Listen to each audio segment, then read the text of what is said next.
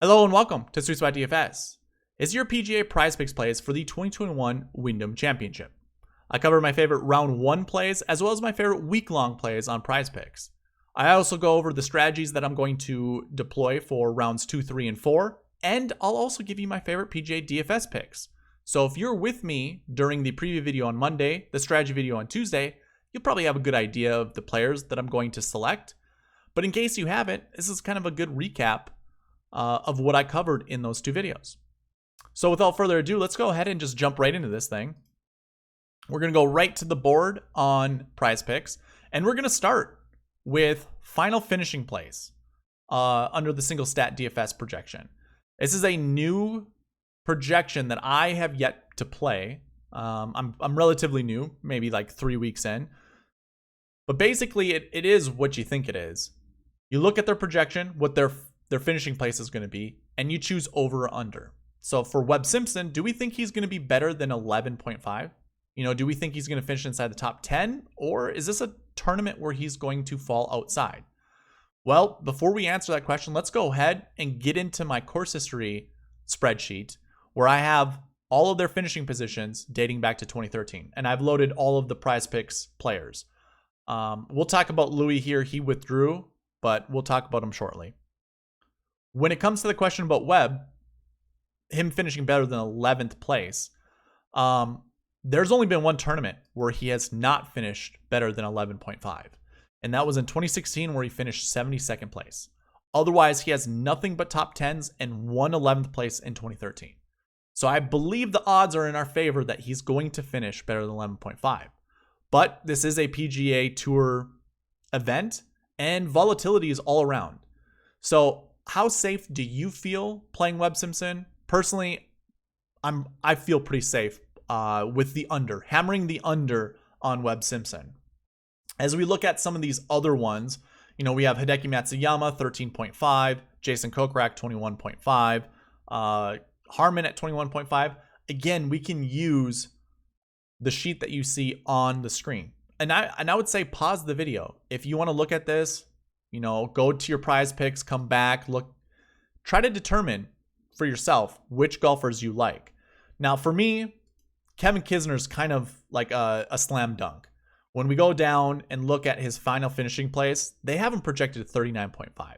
Now, he has been playing pretty poor golf recently, but when it comes to course history, there's only one time he's finished worse than 39.5, and it was 42nd place. He has yet to miss a cut at this event dating back to 2013. I think that's a slam dunk under. For the rest of the golfers, it's kind of a mixed bag. Like Siwoo Kim, we have 2 missed cuts and then 3 top 5s. If we look at his projection, where is he? Here he is, right here, 30.5. I don't know. What do you guys think? To me, you're kind of floating with that 50-50. And he is like the quintessential 50-50 player. There's a 50% chance he's going to withdraw from an event. It's not quite 50%, but we all joke about that in the DFS world. Personally, if I'm putting a bunch of picks in, I'm probably going 50-50 myself. I don't have one lean or another. He terrifies me, put it that way.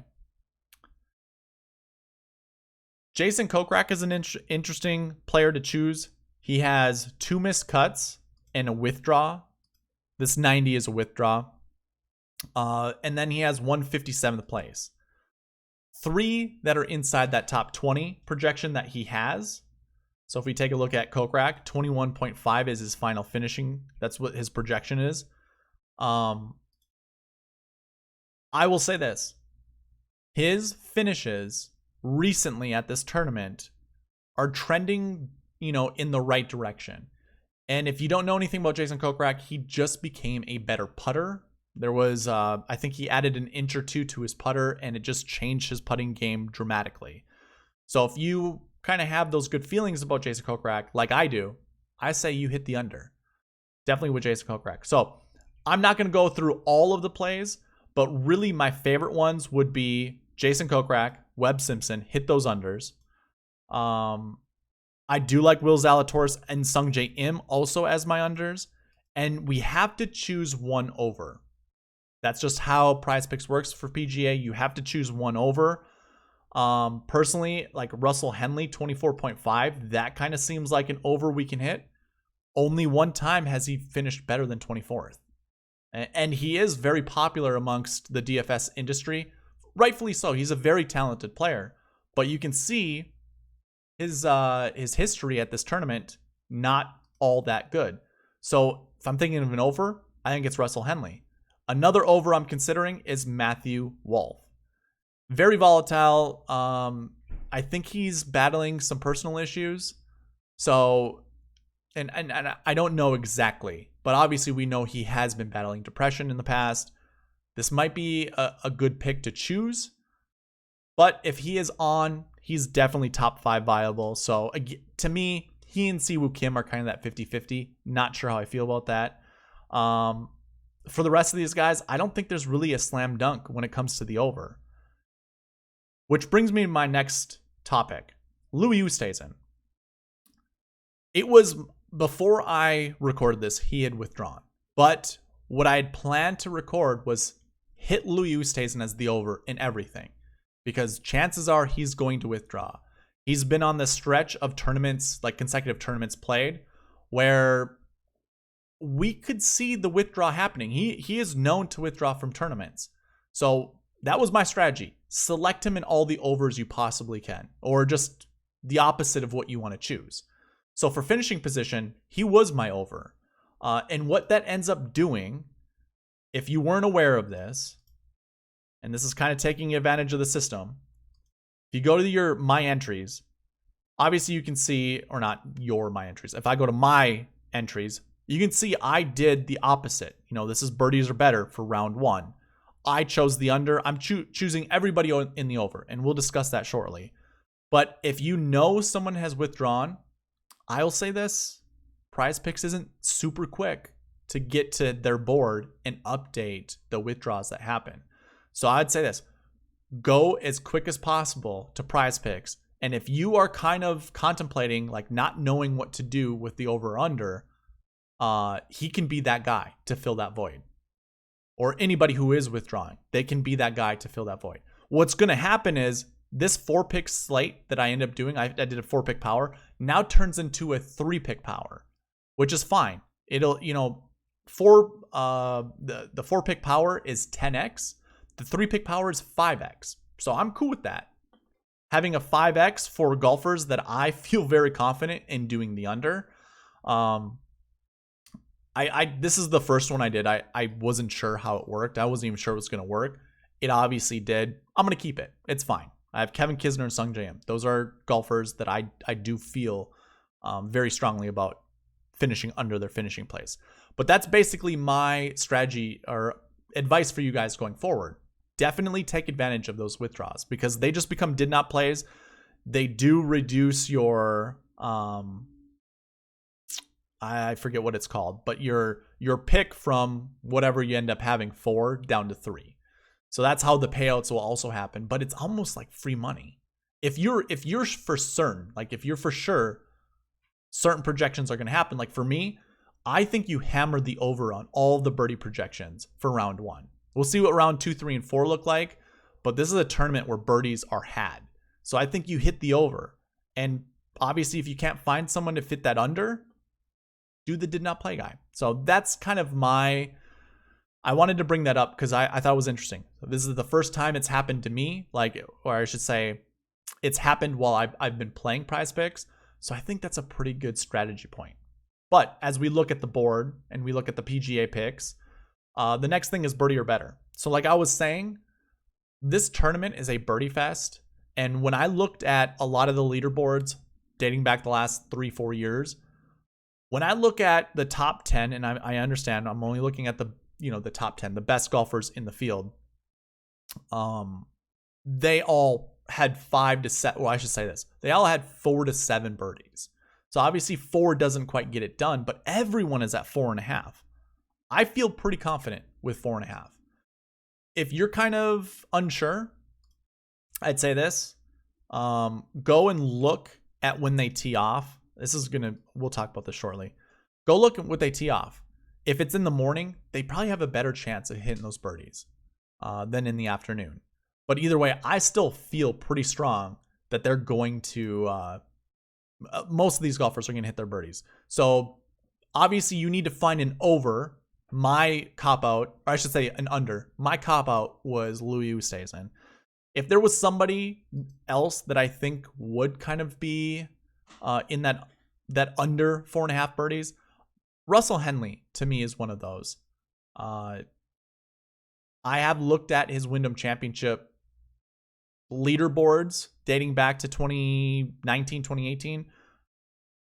There have been moments where he's only gotten 2-3 birdies. So I think Russell Henley could be one of those guys.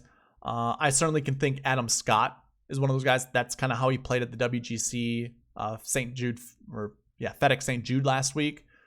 Definitely one of him. I think he could stall out. I could also think Justin Rose might stall out and not hit that 4.5 birdie mark.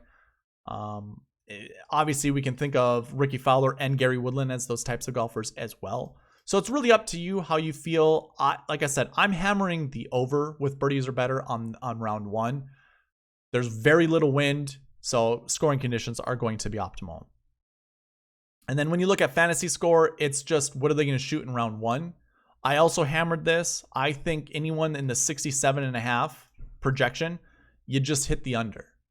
And then some overs that I'm kind of contemplating would be Matsuyama and Simpson, just because they're on the low end of the projection. I could make an argument for like Siwoo Kim or Matt Wolff because they are very volatile. They can certainly blow up and hit a bunch of bogeys. So I think that'd be okay. Same with Gary Woodland, Ricky Fowler, and Justin Rose. They're more, they're more built for making pars than they are birdies. So those are kind of my choices for anyone that goes over the projection.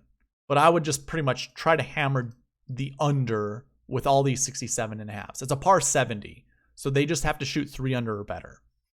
And really, that's going to be the PrizePicks plays of the week. In rounds 2, 3, and 4, basically what I'm going to be doing is looking at these projections. They are constantly changing, by the way.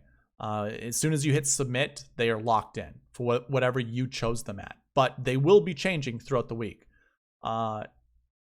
If the scoring keeps going lower, then I would start thinking about hitting the over when it comes to these fantasy scores. When it's with the single stat DFS, final finishing place is going to obviously be removed after round 1. At least I think it will be. We'll see. I don't know that for sure.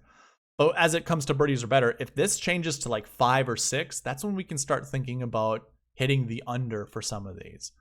And then also, when you're looking at these golfers, if Webb somehow gets like 8 under round 1, he's going to come back to the means a little bit. I could see him like being 2 or 3 under. You just have to look at what his birdie projection is going to be. So if he does make 8 birdies in round 1 and his projection goes up to like 6 birdies, go under. Choose the under, because having that rate of birdie making is going to be very difficult. It's probably going to be unsustainable. So that's my piece of advice for rounds 2, 3, and 4. Let's go ahead and get into my favorite PGA DFS picks this week. I chose 3 from each price range, so I'm not going to spend a lot of time on this. I do encourage you guys to go check out my preview and strategy videos if you haven't. But it starts with Hideki Matsuyama, Webb Simpson, Will Zalatoris. I thought about Jason Kokrak, but kind of like what we just discussed in the PrizePicks plays, Jason Kokrak kind of has spotty course history here, so I'm not really comfortable. And 2 of his playing partners have withdrawn. Both Patrick Reed and Louis Oosthuizen both withdrew. Now he's playing with Wes Roach and Josh Teeter. I mean, he went from like pretty elite company to scrub company. I don't know how that's going to play with how he, performs at this tournament, but I just don't trust it. So either way, these are my 3 10K golfers. Really going to hammer down on Webb. So is everybody in the industry, but please just eat the chalk. It's going to be worth it. Fleetwood, Sung J M, and Russell Henley are my 3 9K golfers. I just like how they look or how they fit with this tournament, with this golf course. Have nothing really else to say about that. My 8K range, Kevin Na, Kevin Kisner, and Charles Schwartzel. Really like Schwartzel's game. He played really well at the 3M Open. He's pretty decent on Bermuda. I do like Schwartzel. Kisner, great course history, and Nas just a solid golfer to be $8,800 in this field. The strength of field's pretty low. He was just priced up at the John Deere Classic, which admittedly had a worse strength of field rating, but not by much. And he was like close to 10K. I think it was 9,900. So Kevin Na, I think, is a great play here. And then 7K, we have Zach Johnson, Joel Damon, Chris Kirk. They're all solid 7K golfers in my opinion, and very good on Bermuda. 6K, I will be dipping down to the 6K range. I'm not going to try to live down here, but I do like Jim Herman, I do like Camilo Villegas, and I do like Denny McCarthy. So those are 3 6K golfers that, and again, I'm not going to own them more than 10% of my lineups. That's kind of my rule. They just won't be owned more than 10%. I'll grab some other 6K golfers, but these are my favorite 3, and these are my favorite PGA DFS picks. One thing I forgot to mention, this is what I'm going to close the video with. If you have not yet signed up for draft or with PrizePicks, it's pretty easy. I'll leave a link in the description below. It'll bring you right to this page. The SweetSpot referral code will already be populated. All you got to do is fill in the rest. As you can see, it looks pretty painless. It's not very difficult. First name, last name, email address, password, date of birth, and physical address. And then once you make your first deposit, you'll get a match up to $100 by using the code. So that's all I have to say about that. And that's all I have to say about my favorite PrizePicks plays of the week. All right. Thank you guys for watching. Whoa. Thank you guys for watching. Please leave a like, comment, subscribe, all that good stuff. And good luck this week. All right. Bye.